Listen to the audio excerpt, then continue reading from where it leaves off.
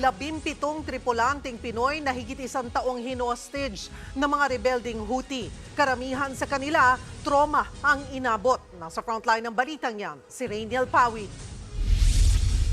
Nakatapak na muli sa lupa ang 17 Pinoy na tripulante ng barkong MV Galaxy Leader. Sila ang hinostage ng mga rebeldeng Houthi ng mahigit isang taon. Kabilang sila sa 25 crew members na binihag sa cargo ship. November 2023 nang lusubin at i-hijack ng Houthi ang MV Galaxy Leader sa Red Sea. Ayon sa Department of Foreign Affairs, malaking tulong ang Sultanate of Oman sa pagpapalaya ng mga Pinoy na tripulante. Ang pamahalaan daw ng Oman ang nakipagdialogo sa Houthi para palayain ang mga binihag nilang tripulante. We have to thank also countries like the US, Egypt, Qatar, who were responsible for getting the Israeli and Hamas ceasefire deal together, no?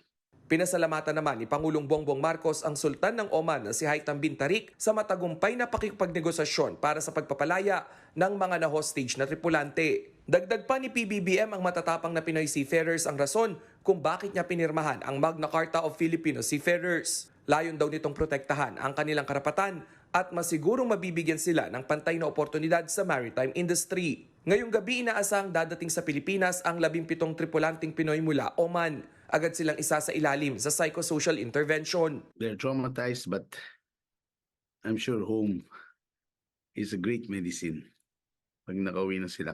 Walang injured if you mean that, no? They were treated well, tumaba nga yung iba sa kanila. So at least that, alam natin, no?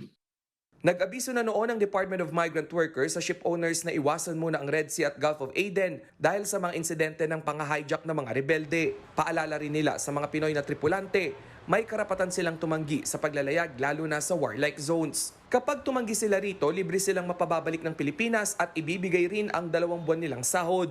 Nagbabalita mula sa frontline, Rainiel Pawid, News 5. Mga kapatid, Cheryl Cosim po, huwag maging huli at maging una sa lahat sa balitaan. Para sa tuloy-tuloy na talakayang sa Frontline, mag-follow at mag-subscribe sa social media pages ng News 5.